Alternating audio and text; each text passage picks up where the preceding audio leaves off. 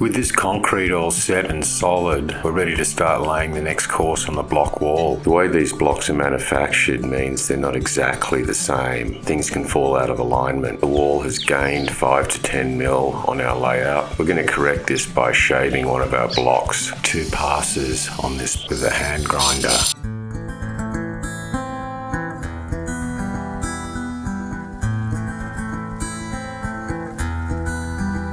Close the door and leave the light on. The morning light should be coming soon.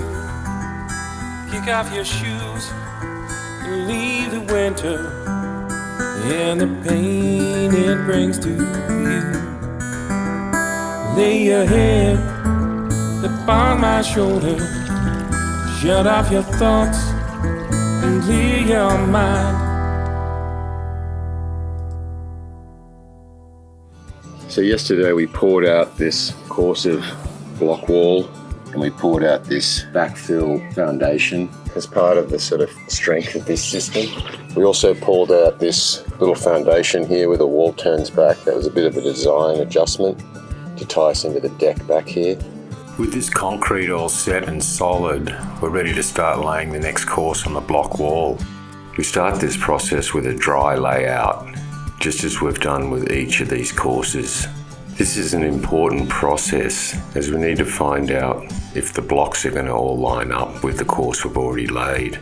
The way these blocks are manufactured means they're not exactly the same, give or take a mil or half a mil. So when you lay out an entire wall length like this, things can fall out of alignment. I can make adjustments to correct where the wall falls out of alignment, either by putting small gaps or having to shave a piece off the block with our wet saw. Either way, we need to find out where the wall stays in alignment and where it breaks its alignment so we can correct it as we go. Placing this corner block at the end of this row shows that the wall has gained 5 to 10 mil on our layout. We're going to correct this by shaving one of our blocks 5 mil to keep this corner in alignment with the blocks we laid earlier.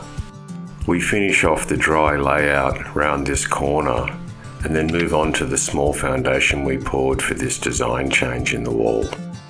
I'm laying this wall out the same as we did our main wall. We have to lay these blocks on the foundation we poured. We always pour our foundation a little lower than it really needs to be so we can use packers under the block to get everything to the exact right height. Then when we fill it with concrete, the concrete will go underneath the packers in the gaps to join the block to the foundation.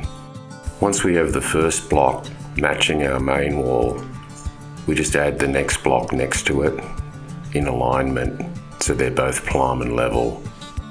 When we started our dry layout, I noticed the corner piece was bumping into the rebar, so we have to make an adjustment for that. We're going to do a bit of a cutout on this corner because this piece of rebar is running into it, so we're just going to cut a notch out.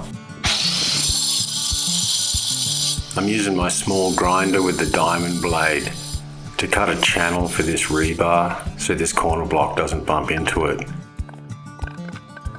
We also score the inside of the block so the concrete can adhere to it properly later.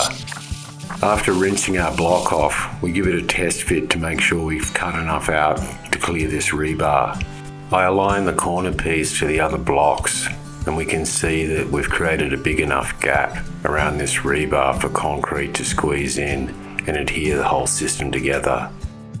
With our corner block lined up correctly, we can finish the dry layout of this little side piece of the wall.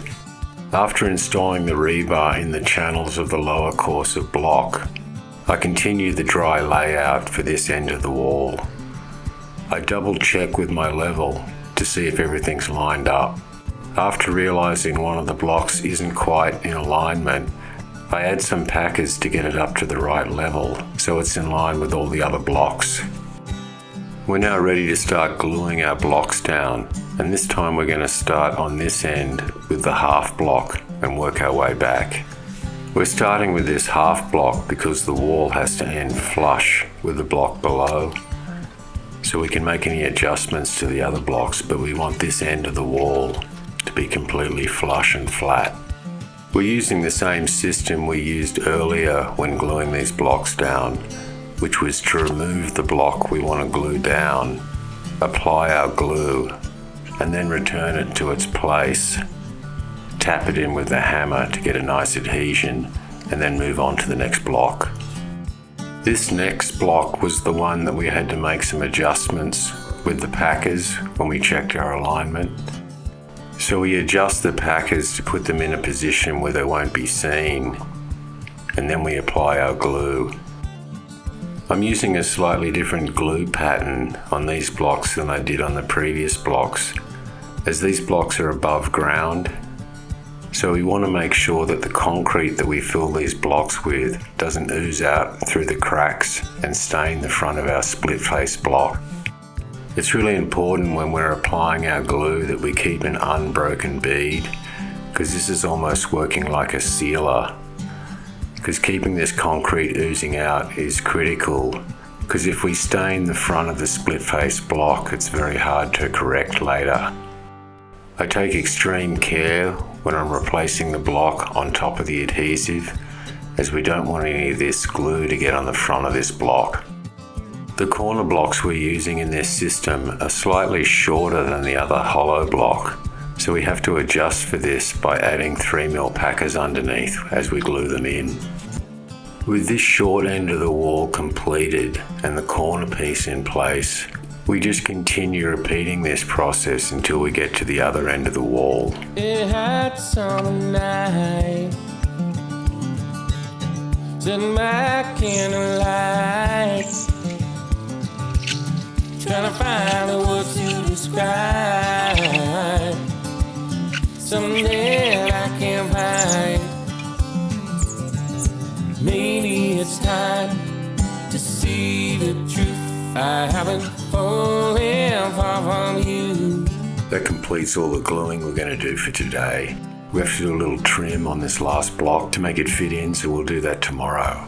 After gluing this entire course down, we can now ascertain exactly how much our wall is out of alignment. That gives us a measurement to trim the last hollow block before we get to the corner block.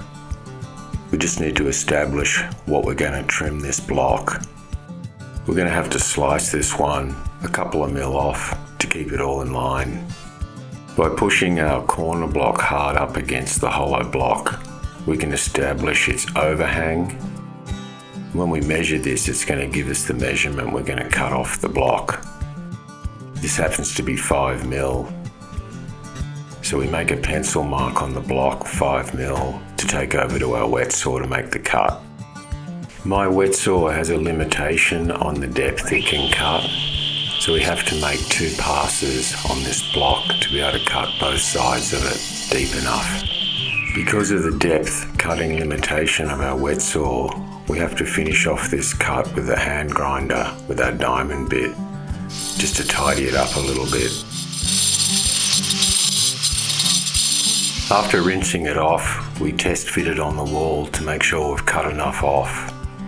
We reassemble the wall around our trim block to double check our fit. I'm using the set square to make sure it's dead plumb to the block beneath it.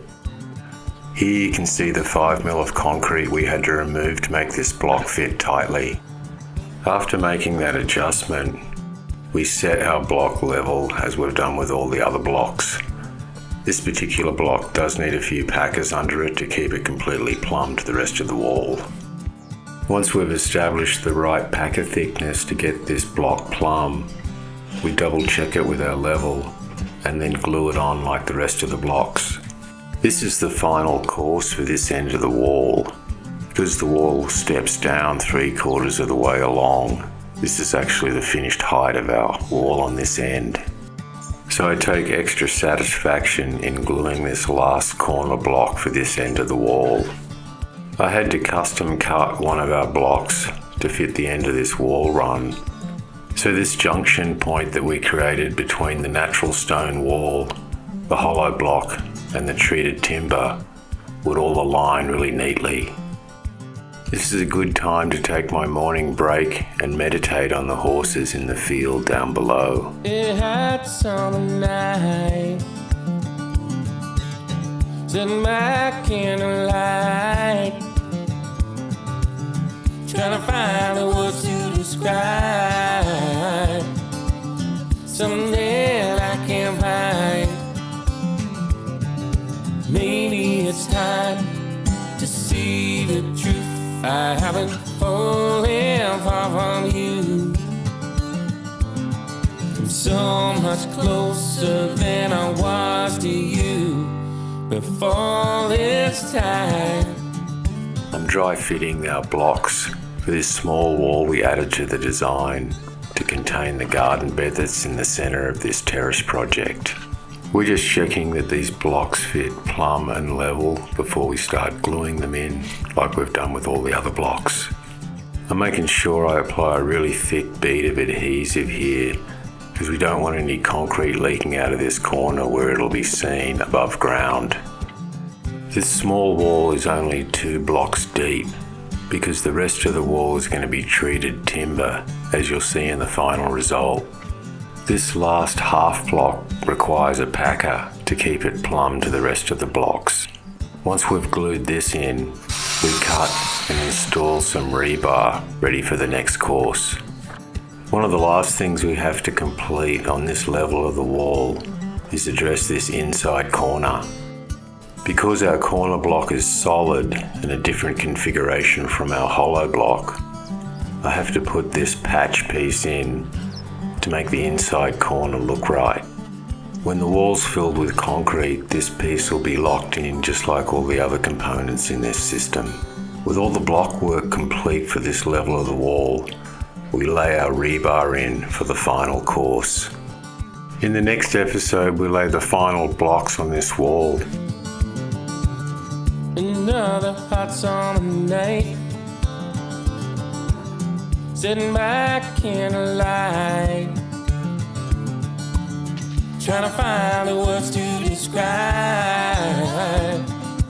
That's technically the last block in this wall. Maybe it's time to see the truth. Thanks for joining me this week in my YouTube channel. Check the link below, and while you're at it, hit the subscribe button or make a comment so I can help you with your future construction solutions. And don't forget to follow our channel for more ideas and how-to tips for home and garden projects.